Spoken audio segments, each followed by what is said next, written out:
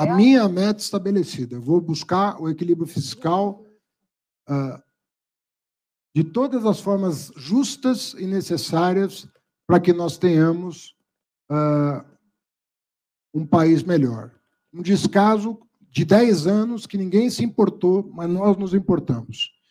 Ninguém se importou com as decisões que foram tomadas, mas nós nos importamos. Ninguém se importou com a redução da base de cálculo com a erosão fiscal, mas nós nos importamos. Esse é o governo que há muitos anos não toma as medidas que está tomando e não dá transparência para os números que nós estamos dando. Fazendo até um trabalho que não deveria ser nem só nosso, mas tem sido só nosso até aqui e continuaremos fazendo dessa maneira, dando transparência para o que está acontecendo e esperando que vocês divulguem o que está acontecendo em relação àquilo que foi objeto do passado.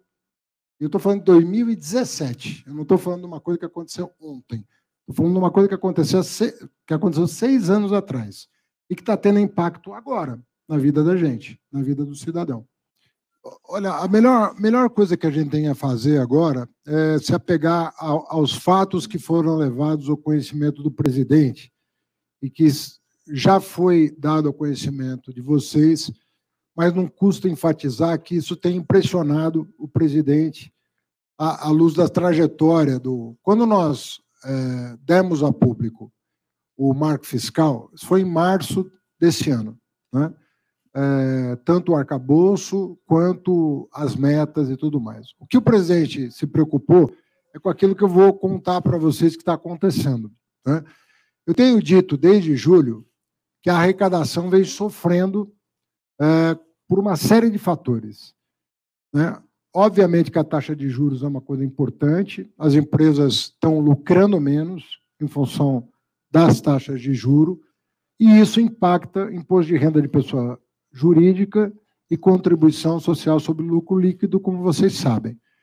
Mesmo quando o faturamento se mantém, e vocês sabem que o PIB está crescendo esse ano acima das projeções de mercado, mas mesmo quando o faturamento das empresas se mantém, mas você tem o efeito sobre a rentabilidade das empresas, isso está afetando a arrecadação desses dois tributos importantes, um dos quais diretamente relacionado ao FPM e ao FPE, razão pela qual os prefeitos e governadores bateram a porta do Ministério da Fazenda buscando reposição dos repasses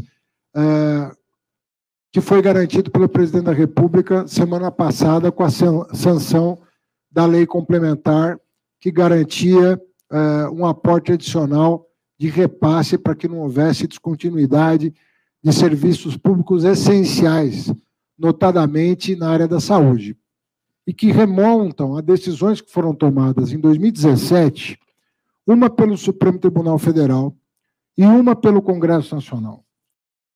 Em relação ao Supremo Tribunal Federal, primeiro em relação ao Congresso Nacional, a Lei Complementar 160, né? Vocês sabem que a Lei Complementar 160 tem um dispositivo que alterou uma outra lei e que abriu uma brecha enorme para as tais subvenções. Só para que vocês tenham uma ideia do tamanho do problema. A medida provisória 1185, ela corrige essas distorções. Portanto, tudo dando certo, 2023 vai ser o último ano dessa enorme brecha que permite ainda às empresas abater da base de cálculo incentivos fiscais dados pelos estados e, para além dos incentivos fiscais dados pela União, por exemplo, no âmbito da região da Sudene, que é incentivada, como todos vocês sabem, e cujos benefícios estão mantidos. A estimativa para este ano, e eu fiz até uma pequena confusão numa declaração que eu dei semana passada, imaginando que o número que eu vou repetir dizia respeito à projeção de 2024, e não, diz respeito à projeção de 2023. O abatimento da base de cálculo projetada para este ano, desse dispositivo, é de 200 bilhões de reais. Isso é uma das razões pelas quais a arrecadação do governo federal vem sofrendo um enorme prejuízo a partir de uma emenda parlamentar que foi aprovada, que foi objeto de veto presidencial em 2017 e que foi derrubado esse veto pelo Congresso Nacional, dando ensejo a essa espiral que, de 2017 para cá, saltou de 39 bilhões para 200 bilhões projetados para 2023 e consolidados 149 bilhões em 2022. A segunda questão que eu quero trazer a público, já mais de uma vez fiz isso, mas vocês precisam informar as pessoas sobre o que o presidente da República, com o que ele está tendo contato, que diz respeito à decisão do STF, também de 2017, uma decisão por 6-5, que retirou da base de cálculo do PIS/COFINS o ICMS recolhido pelas empresas. Essa razão pela qual as estimativas que nós tínhamos de receita para este ano não estão acontecendo na velocidade que nós pretendíamos, mesmo com o PIB crescendo. Então, o que o presidente constatou, porque é uma evidência com base nos números, ninguém aqui está omitindo informação da sociedade, é que esses ralos fiscais, tributários, esse gasto tributário, ele está num patamar exagerado em função dessas decisões que foram tomadas em 2017. Nós estamos falando de uma coisa de 6 anos atrás, mas que a repercussão está acontecendo agora. Então, quando falam, o presidente está prejudicando o país, o presidente está sabotando o país. Não, o que está acontecendo é que o presidente está constatando os problemas advindos de decisões que precisam ser, algumas, as que podem ser reformadas, serem reformadas, e as que não podem ser reformadas serem saneadas, de alguma maneira. Porque a verdade é que a sustentabilidade do país depende da correção da erosão da base fiscal do Estado brasileiro, como eu venho dizendo desde dezembro do ano passado. Todas as minhas declarações vão no sentido de recuperar a base fiscal do Estado, corrigir a erosão fiscal do Estado. É isso que nós vamos discutir essa semana. O presidente esteve comigo agora pela manhã, já pediu para marcar com as lideranças do Congresso uma exposição desses números. Nós queremos que eles sejam publicizados para que a sociedade acompanhe que não há da parte do presidente, nenhum descompromisso, muito pelo contrário.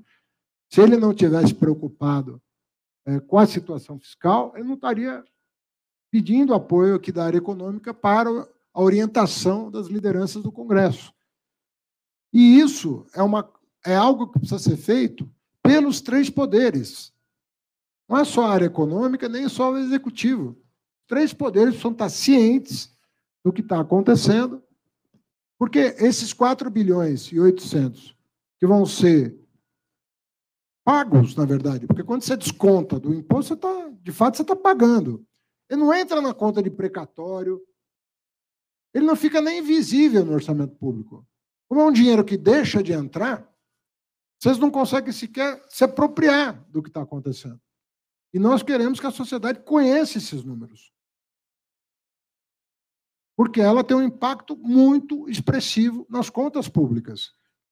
Foi uma decisão que impactou. E se vocês recuperarem as matérias publicadas naquela ocasião, quem entende do assunto já havia alertado para o problema.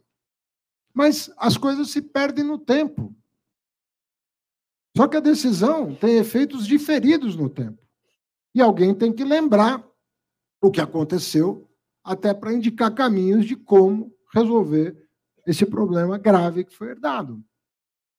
Então, nós estamos aqui da maneira mais transparente possível, tanto em relação à presidência quanto em relação à sociedade, explicando as razões da nossa preocupação.